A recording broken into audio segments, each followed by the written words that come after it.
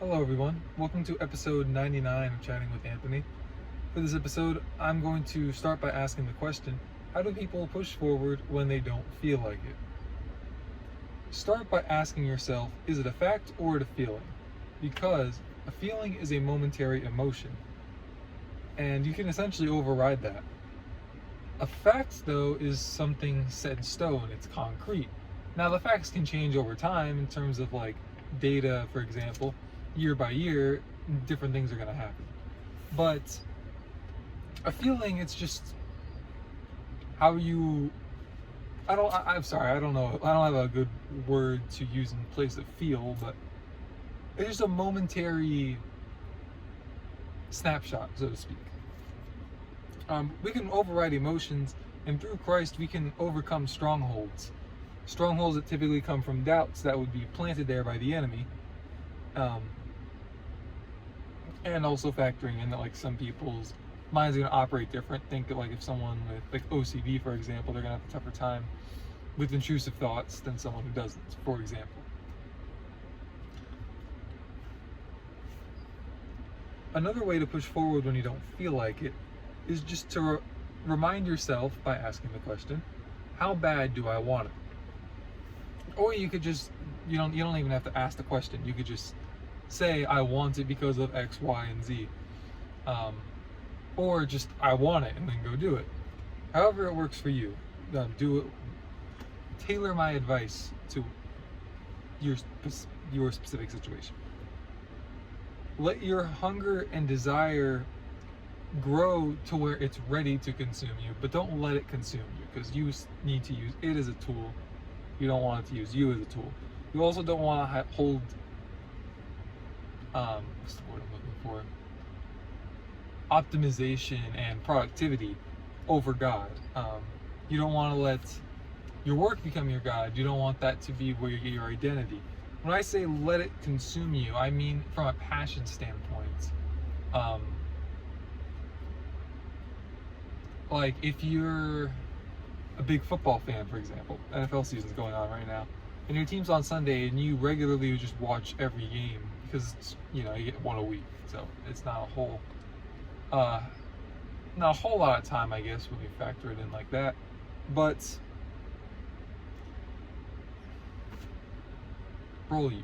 I just mean, if, for example, because you don't want to hold like an idol over God. If you feel this is what God has called you to, be guided by the Spirit, but within that, be adamant on like, I will get X, Y, and Z done. And unless God tells me not to do it, I'm going to push forward at not literally all costs, because at a certain point it's not really worth it, but I will push forward regardless of how I feel, essentially. You can't let it consume you because, as I said, you don't want to hold it over God. You don't want to hold productivity or optimization over God. And I know I've made that mistake, and that's why I'm trying to warn you guys. For the sake of accomplishing your goals, even if they're goals that you feel God has given you, like don't take what God has given you and try to like wrestle it from Him, so to speak. You're not going to win, first off. Trust me, tried that, doesn't work. I don't know why I said first off. That was really the only point I was trying to make, that specifically. But remind yourself that you are using this as a tool. You're using your hunger and desire as a tool. You don't want it to use you as a tool. Your hunger and your desire should be derived from your drive, which is basically like your motor. I believe you should try to utilize motivation. I have heard of a study. I'm just going to throw this story out there. So if it's not real, sorry, but I believe that the point would still stand regardless.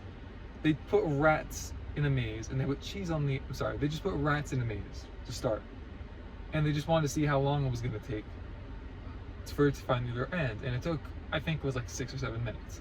They then put the rat on the one end of the maze, and they put a block of cheese on the other end. And it took like less than 2 minutes.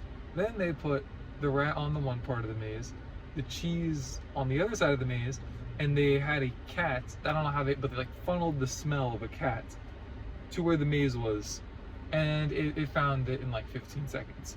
And from what I understand, they did this study. It wasn't like the same mouse, because it wouldn't entirely be fair, because the rat would figure out how to get to the other end quicker the third time around regardless. But I believe the point of me telling that story is essentially just to say that motivation is powerful. Trust me, I can see it in my own life. When I am, like, my drive will cause me to do things that I know I need to do and I don't feel like doing them, but I get them done so much quicker when I have an extra reason to do it. And so learning how to utilize motivation as a tool is, I think, a major key, really. But don't build your mountain upon motivation. Build it upon drive. You can put all the gasoline in the engine that you want, you still need the engine to run. And I would say ask God to help you